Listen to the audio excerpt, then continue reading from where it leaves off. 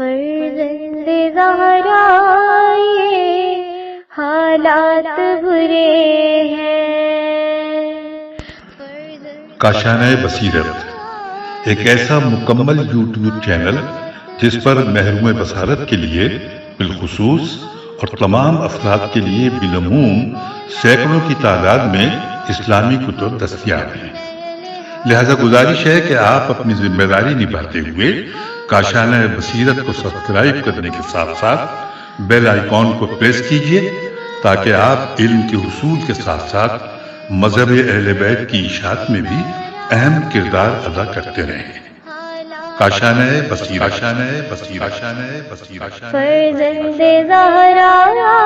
یہ حالات برے ہیں۔ بسم اللہ الرحمن الرحیم۔ السلام علیکم۔ یہ کاشانۂ بصیرت یوٹیوب چینل ہے۔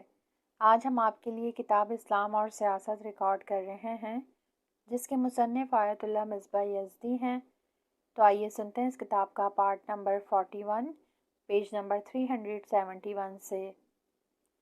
البتہ یہ قدرتیں جس قدر بھی ایک دوسرے سے جدا جدا رہیں اور ہر قدرت ایک دوسرے سے مستقل ہوں تو پھر ایک دوسرے میں دخالت اور ناجائز فائدہ اٹھانے کا امکان کم پایا جاتا ہے۔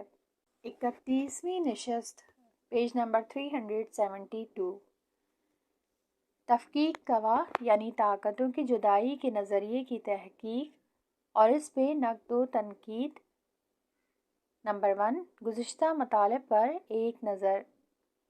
جیسا کہ ہم نے گزشتہ جلسات میں عرض کیا کہ اسلامی حکومت کے بہت سے وظائف اور ذمہ داریاں ہوتی ہیں جن کی بنا پر اسلامی حکومت کا فلسفہ وجودی سمجھ میں آتا ہے،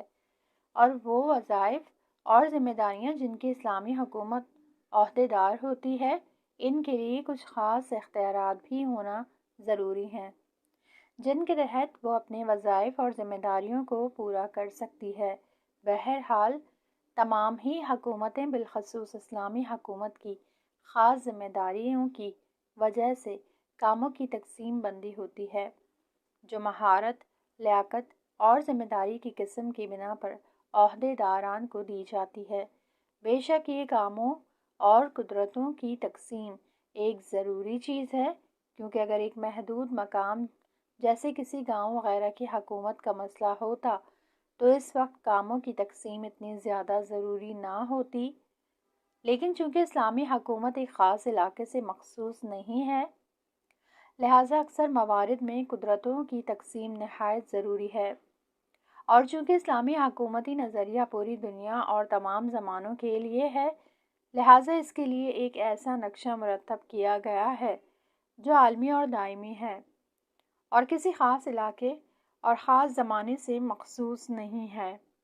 اسی وجہ سے اس کے لیے ایسے قوانین کا انتخاب کیا گیا ہے جو مختلف زمانہ اور مختلف مقامات کے لیے جاری ہونے کی صلاحیت رکھتے ہوں۔ بے شک کاموں اور قدرت کی تقسیم انہی قوانین کے تحت ہوتی ہے۔ نمبر 2، تفکیک کوا یعنی قدرتوں کی جدائی کے نظریے کی تاریخی حیثیت۔ قارئین کرام، جیسا کہ ہم نے گزشتہ جلسے میں عرض کیا کہ حکومتی نظام کا ایک حرم یعنی وسیلہ اور طاقت کی طرح تصور کیا جا سکتا ہے جو مختلف شکلوں اور صورتوں سے تشکیل پاتا ہے، لیکن ان شکلوں کی تعداد تقریباً معاہدے کے طور پر ہوتی ہے۔ چنانچہ حکومت کی یہ شکل قدیم زمانے سے چلتی آ رہی ہے۔ یونانی فلاسفہ من جملہ ارسطو کے زمانے سے حکومت کی یہی 3 چہرے والی تصویر پیش کی گئی ہے۔ ان میں سے ایک چہرہ ان لوگوں سے مخصوص ہوتا ہے جو معاشرے کے صاحب عقل و خرد ہوتے ہیں، اور حکومت کے اس حصے کو جسے آج کل قانون گزاری پاور یا ممبر آف پارلیمنٹ کا نام دیا جاتا ہے وہ لوگ تشکیل دیتے ہیں جو اپنی عقل و فکر کو بروئے کار لاتے ہوئے معاشرے کے نظام کے لیے ضروری قوانین مرتب کرتے ہیں۔ اسی طرح ارسطو کے کلام میں دوسرے 2 چہروں کا بھی تذکرہ ہے جو قوہ مجریہ یعنی حکومت اور قوہ قضائیہ یعنی عدل پر منطبق ہوتی ہیں، اور وہ درج ذیل ہیں۔ نمبر 1، معاشرے کے حکام اور اس کو چلانے والے۔ نمبر 2، عوام الناس کے فیصلے کرنے والے افراد۔ اسی طرح ان آخری صدیوں میں مغربی سیاستداں افراد نے بھی حکومت کے 3 چہروں والا نظریہ پیش کیا ہے۔ چنانچہ ان کے آخر میں مونٹسکیو نے بھی تفکیک گواہ کے نظریے کے تحت حکومت کو درج ذیل 3 حصوں میں تقسیم کیا ہے: قانون گزاری، عدلیہ اور کوئے مجریہ۔ اور اسی وجہ سے اس نے روح القوانین نامی کتاب لکھی، جس میں ہر ایک قدرت کے بارے میں تفصیل سے بحث کی ہے۔ مونٹسکیو کی علمی اور نئے نظریات کے سلسلے میں کی گئی کوشش کی وجہ سے تفکیک گواہ کا مسئلہ اسی وقت سے مشہور ہو گیا، یہاں تک کہ آج بعض لوگ اسی کو اس تھیوری کا مخترع کہتے ہیں۔ آج کل اکثر ممالک من جملہ ہمارے ملک میں بھی بنیادی قوانین اسی نظریے کے تحت بنائے جاتے ہیں اور تینوں طاقتوں کو استقلال اور ڈیموکریسی کے اصول میں شمار کرتے ہیں۔ بین الملل یعنی عالمی سطح پر اسی ملک کو ڈیموکریٹک کہا جاتا ہے، جس میں یہ تینوں طاقتیں ایک دوسرے سے الگ الگ اور مستقل ہوں اور ایک دوسرے پر مسلط نہ ہوں۔ نمبر 3، تفکیک گواہ نظریے کے دلائل پر ایک نظر، پیج نمبر 373۔ نمبر 1، چونکہ حکومت کی مختلف اور پیچیدہ ذمہ داریاں ہوتی ہیں جن کے سبب ان کے بارے میں کافی معلومات اور خاص مہارت کی ضرورت ہوتی ہے، لہٰذا یہ سب کام ایک شخص سے نہیں ہو سکتا، لہٰذا انہی پیچیدگیوں کے پیش نظر کام اور قدرت کی تقسیم ضروری ہے۔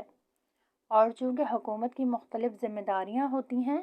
لہٰذا ان میں اختلاف اور ایک دوسرے کا مخالف ہونا بھی ممکن ہے،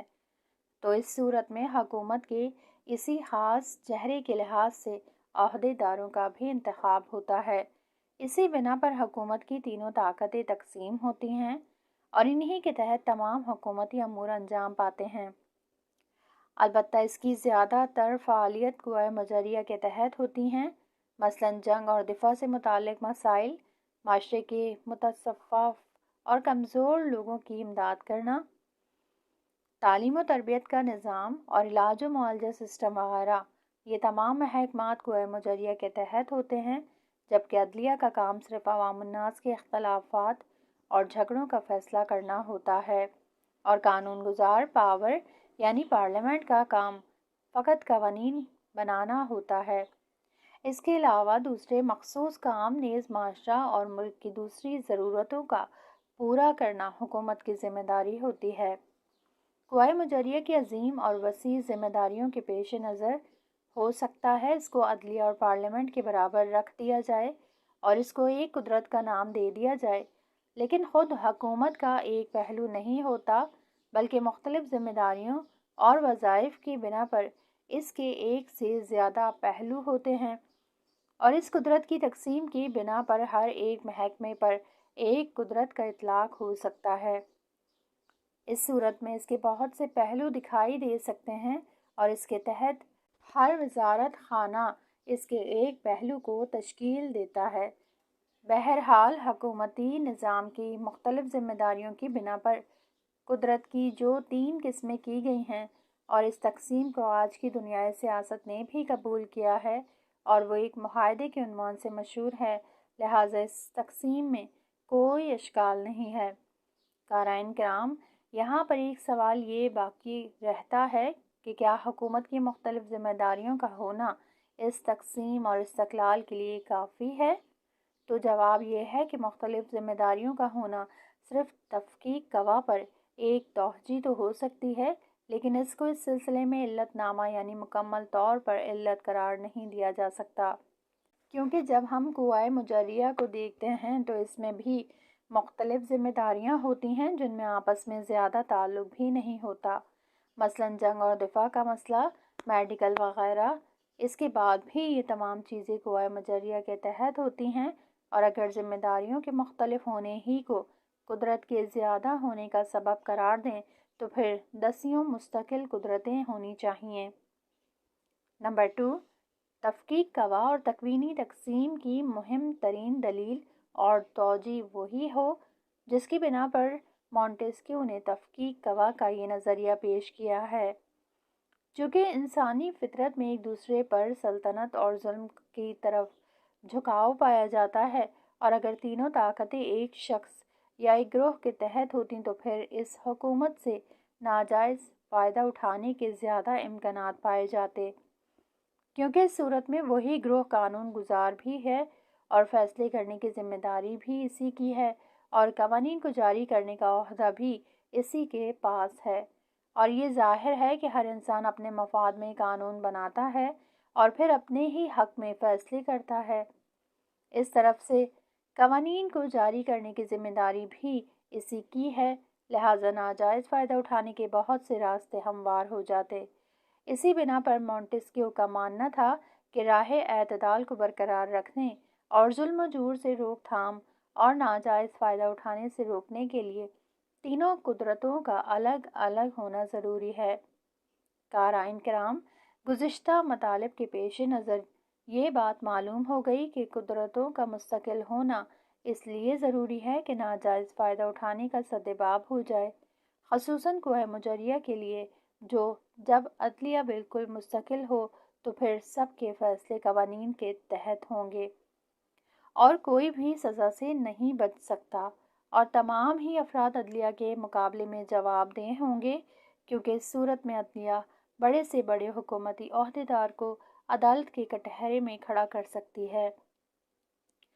اور اگر انہوں نے قوانین کی خلاف ورزی کی ہے تو اس کو سزا دے سکتی ہے۔ اسی طرح اگر قانون گزار طاقت یعنی پارلیمنٹ نے اسلامی قوانین کی مخالفت کی ہے تو اس صورت میں عدلیہ ان کے خلاف کارروائی کر سکتی ہے۔ اسی طرح اگر قانون گزار طاقت مستقل ہوگی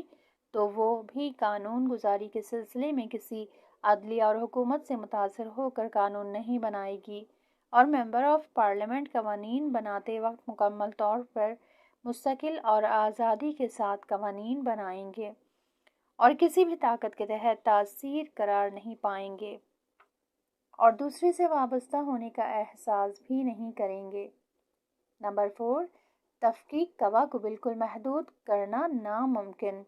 پیج نمبر 375۔ سیاستداں حضرات نے ڈیموکریسی کے لیے تینوں طاقتوں کو مستقل ہونا شرط قرار دیا ہے، البتہ یہ استقلال عملی طور پر حاصل ہونا چاہیے، اور نظریے کے لحاظ سے بھی، کیونکہ ہو سکتا ہے کوئی نظام تفکیک گواہ کے نظریے کے تحت ہو اور یہ تصور کیا جائے کہ تینوں طاقتیں ایک دوسرے سے بالکل جدا ہیں اور کسی ایک طاقت سے بھی متاثر نہیں ہے، لیکن عملی میدان میں ایک طاقت دوسری طاقت پر تجاوز کر جائے اور اپنے حکمرانی چلانے کی کوشش کرے۔ اگر ہم دنیا بھر کی ڈیموکریسی حکومتوں پر غور کریں تو ہمیں معلوم ہو جائے گا کہ بہت ہی کم ایسی حکومتیں ہیں جن میں تینوں طاقتیں ایک دوسرے سے مکمل طور پر الگ الگ ہوں، مثلاً عدلیہ اور پارلیمنٹ حکومت سے متاثر نہ ہوں، اور یہ تو ظاہر سی بات ہے کہ جب عدلیہ کے تمام اخراجات حکومت کے ہاتھ میں ہوں اور انتخابات حکومت کے ذریعے انجام پاتے ہوں تو پھر بہت ممکن ہے کہ حکومت چند پارٹیوں کے مقابلے میں اسی طرح اپنی حکومت کو برقرار رکھے، اور جب حکومت اس کے ہاتھ میں ہوگی تو دوسری طاقتیں بھی اسی کے اختیار میں ہوں گی۔ اسی وجہ سے ہم دیکھتے ہیں کہ دنیا بھر کی مختلف حکومتوں میں حکومت کے عہدیدار افراد کبھی علی الاعلان اور کبھی مخفی طور پر دوسری حکومتوں میں دخالت کرتے ہیں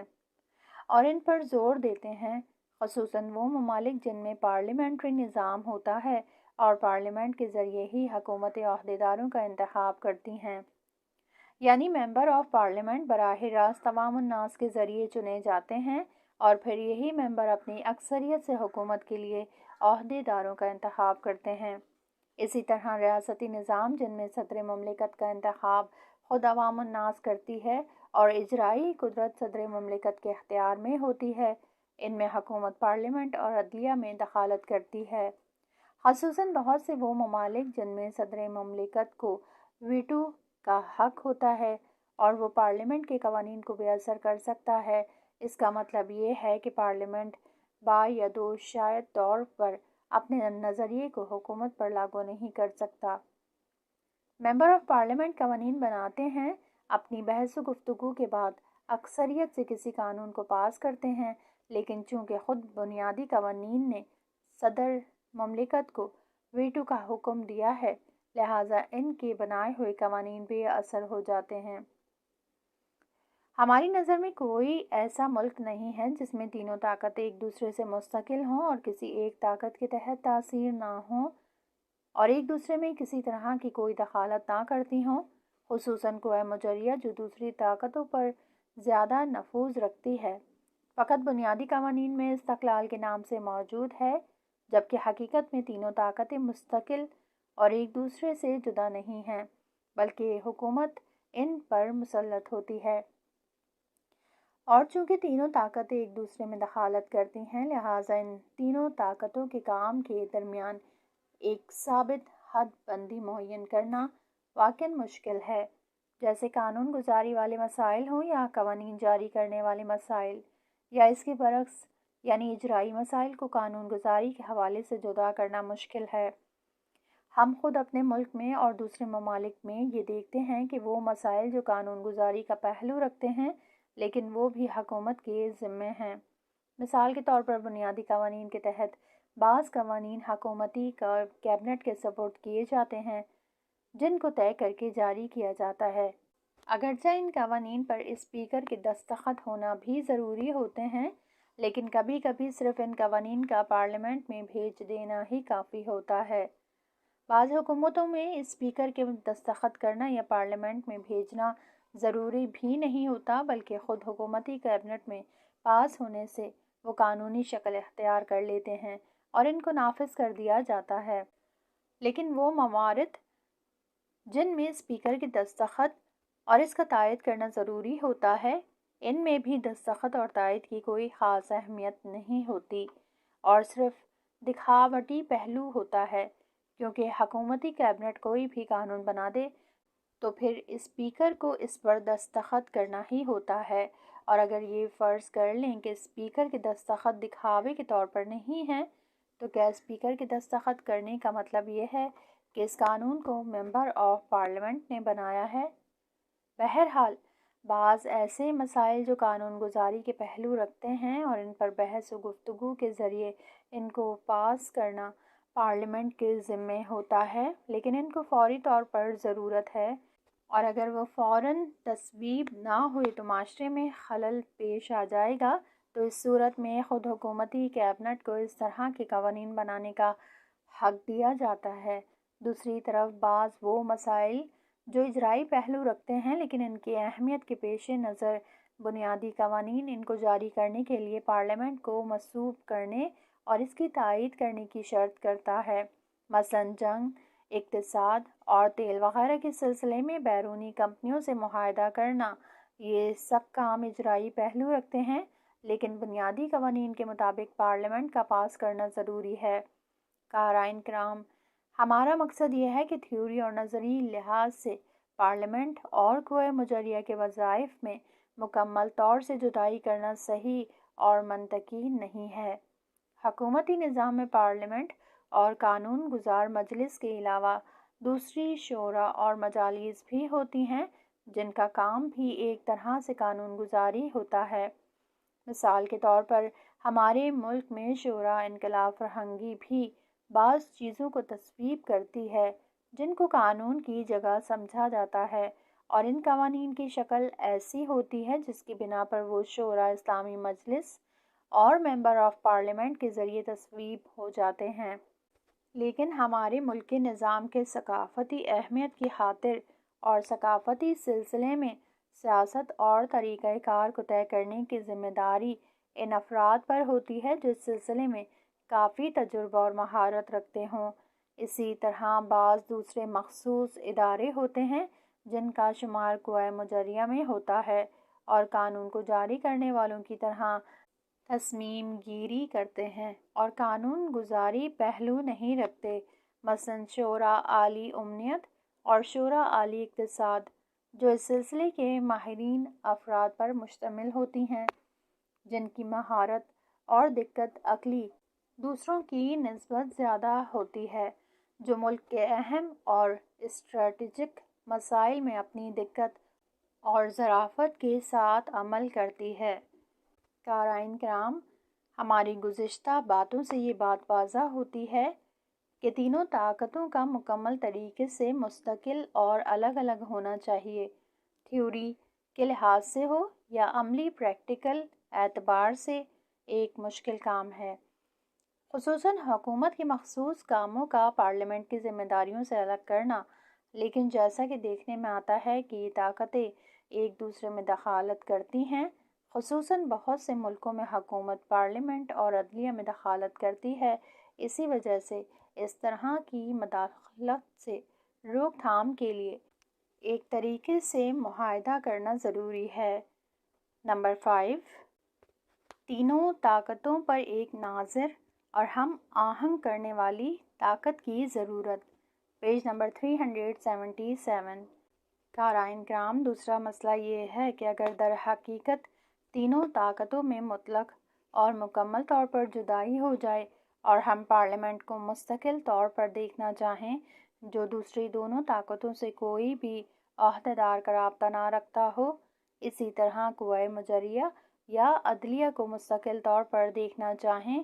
اور اس تقسیم میں تھیوری اور پریکٹیکل طور پر کسی طرح کی کوئی مشکل پیش نہ آئے تو ملک کی ترقی کے سلسلے میں پیش آنے والے اہم امور میں بڑی مشکل میں پھنس جائیں گے، اور وہ مشکل یہ ہوگی کہ حکومت میں ایک قسم کا شدید اختلاف پیدا ہو جائے گا، گویا ایک ہی ملک میں 3 حکومتیں ہوں گی جن میں سے ہر ایک اپنے لحاظ سے کارکردگی میں مشغول ہے، جس کا ایک دوسرے سے بالکل کوئی واسطہ نہیں ہے۔ المختصر، ایک طرف حکومت کی کارکردگی کا مختلف ہونا اور ان کا پیچیدہ اور وسیع ہونا اس بات کا تقاضا کرتا ہے کہ طاقتیں تقسیم ہونا چاہئیں اور حکومت کے لیے مختلف پہلو مد نظر رکھے جائیں، اور ان تینوں طاقتوں کی ذمہ داری کی وجہ سے ایک حکومت کے لیے بہت سے چہرے تصور کیے جائیں، جس کے نتیجے میں ایک حکومت مثلث القاعدہ یا مخمس القاعدہ ہو جائے، جس کی وجہ سے اس حکومت کے مختلف چہرہ دکھائی دیں، اور دوسری طرف سے عوام الناس اور معاشرے کے نظام کی وحدت اس بات کا تقاضا کرتی ہے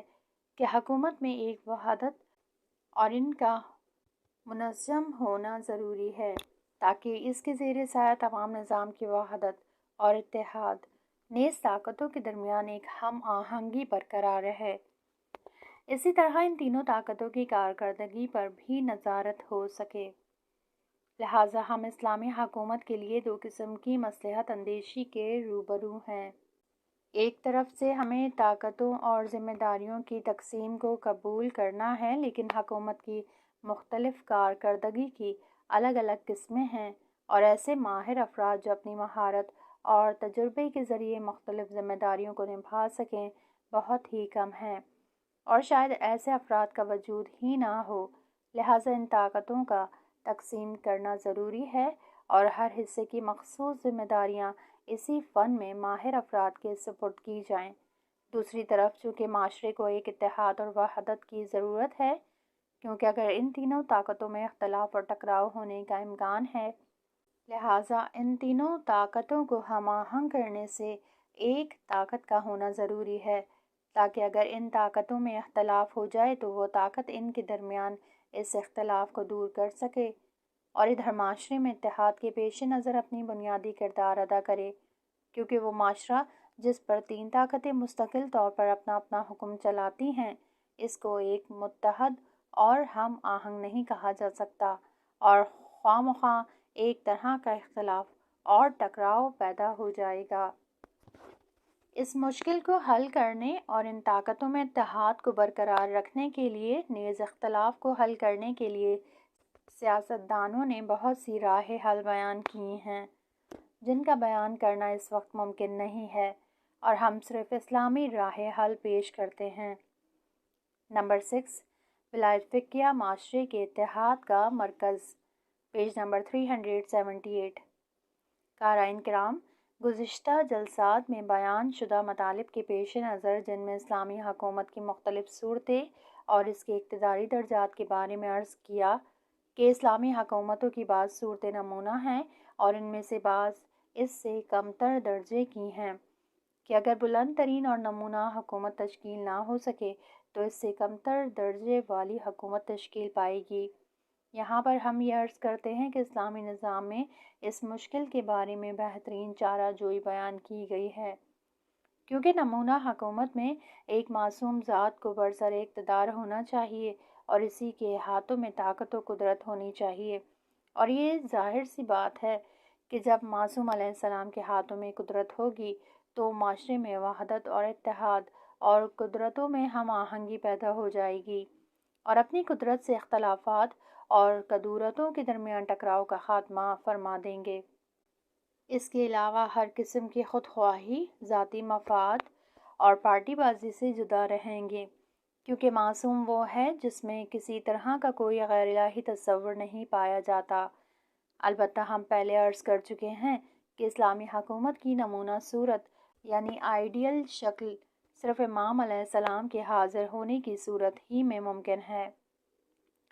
اسی طرح اسلامی حکومت کے دوسرے درجے میں وہ حکومت ہے جس میں صاحب اقتدار وہ شخص ہو جو امام معصوم علیہ السلام سے زیادہ مشابہ اور نزدیک ہو،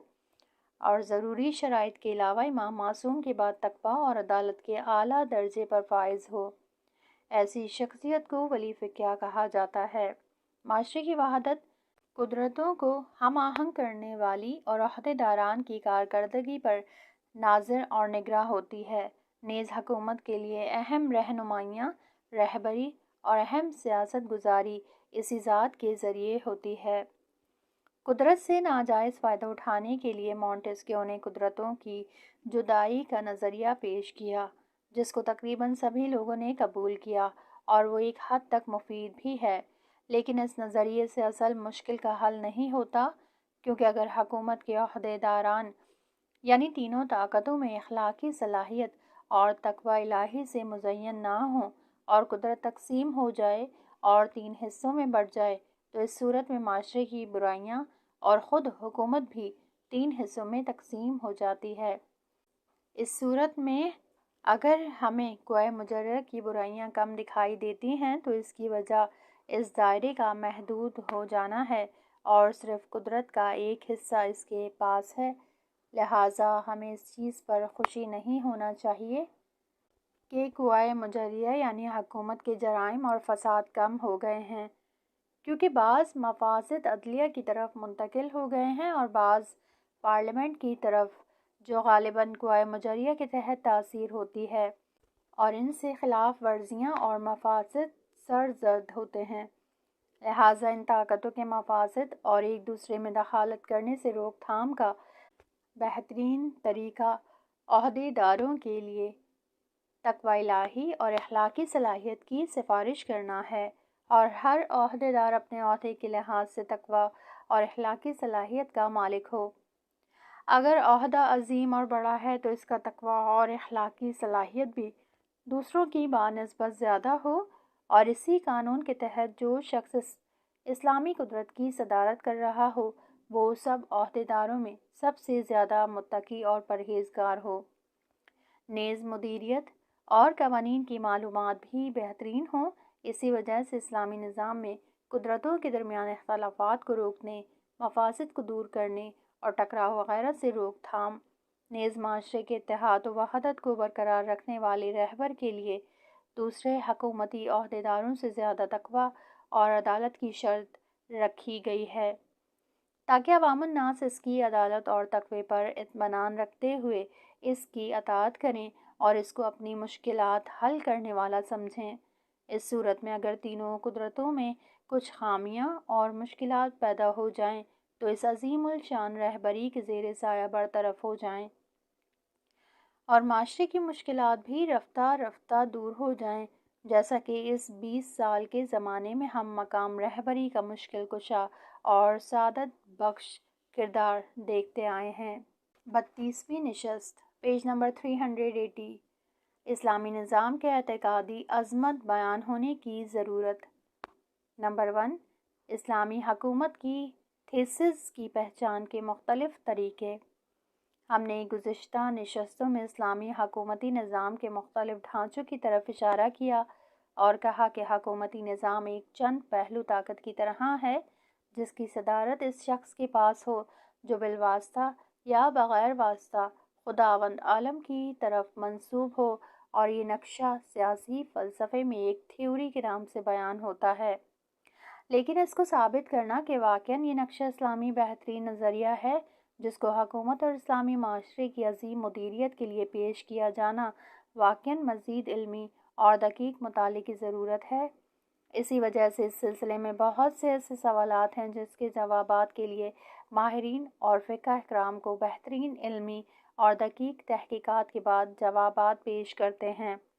البتہ ان سوالات کے 3 مرحلوں میں جوابات دیے جا سکتے ہیں۔ الف، مختصر شناخت۔ کبھی کبھی انسان اپنے وظیفہ اور ذمہ داری کو پہچان کے لیے ماہرین کی طرف رجوع کرتا ہے تاکہ وہ اپنے علمی قواعد کے تحت اس کا وظیفہ معین کریں۔ مثلاً عوام الناس کا مرجع تقلید کی طرف رجوع کرنا اور ان سے استفتاء کرنا اور شرعی امور میں اپنے وظیفے کو معین کرنے کی درخواست کرنا۔ اسی طرح ہر صنف کے ماہرین کی طرف رجوع کرنا، جیسا کسی مریض کا ماہر ڈاکٹر کے پاس جانا اور اس سے علاج کرنے کی درخواست کرنا۔ اسی طرح کسی بلڈنگ یا مکان کا نقشہ بنوانے کے لیے کسی بلڈر کی طرف رجوع کرنا، اور ظاہر ہے کہ اس صورت میں اس کو مختصر سا جواب دیا جاتا ہے اور اس میں علمی اصول کی تفصیل بیان نہیں کی جاتی، بلکہ در حقیقت اس علم کا ما حاصل اور خلاصہ بیان کیا جاتا ہے۔ یہ بات ظاہر ہے کہ اسلامی حکومت کے سلسلے میں مختلف اور اجمالی شناخت ہمارے معاشرے کے لیے واضح ہے، اور جس وقت سے ہمارے ملک میں اسلامی حکومت قائم ہوئی ہے تو کوئی بھی ایسا شخص نہیں ہوگا جس کو اسلامی حکومت کی حقیقت کے بارے میں معلومات نہ ہوں گی۔ شاید اسلامی انقلاب سے پہلے بہت کم ہی ایسے افراد ہوں گے جو اسلامی حکومت اور ولایت فقیہ کے بارے میں آگاہ نہ ہوں، اور ان کے لیے مختصر طور پر اس تھیوری کی معلومات فراہم کی جائے۔ لیکن الحمدللہ آج کل کسی شخص کو اسلامی حکومت کے بارے میں مختصر اور اجمالی شناخت کے بارے میں بتانے کی ضرورت نہیں ہے، بلکہ اس سلسلے میں عام شناخت اور معلومات رکھتے ہیں۔ البتہ ایسا بھی نہیں ہے کہ اسلامی حکومت کے بارے میں تفصیل اور مکمل وضاحت کی ضرورت نہ ہو، بلکہ مسئلہ یہ ہے کہ ولایت فقیہ اور اسلامی حکومت کی اصل تھیوری عوام الناس کے لیے حل شدہ اور روشن ہے۔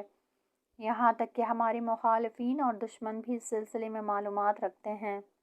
جبکہ وہ اپنی تمام تر طاقت انقلاب اور اسلام کی مخالفت پر خرچ کرتے رہتے ہیں۔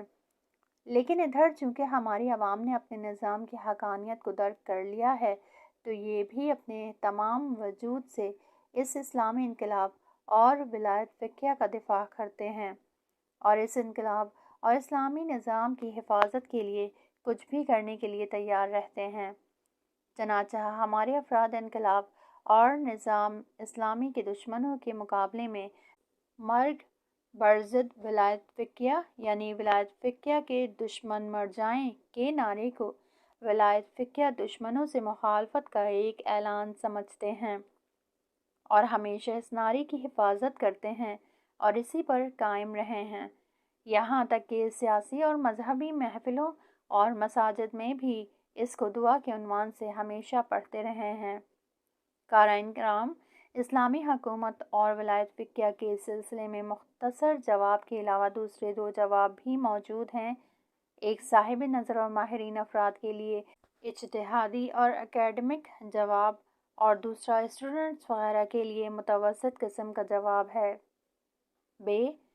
مخصوص اور علمی شناخت، پیج نمبر 381۔ تفصیلی، علمی اور مخصوص نیز اکیڈمک جواب ان افراد کے لیے ہوتا ہے جو بلند ترین علمی درجات پر فائز ہوتے ہیں اور اپنی تمام تر استعداد اور امکانات کو اسلامی حکومت اور ولایت فقیہ کے موضوع سے مخصوص کرتے ہیں، جیسے وہ طالب علم جو اسلامی حکومت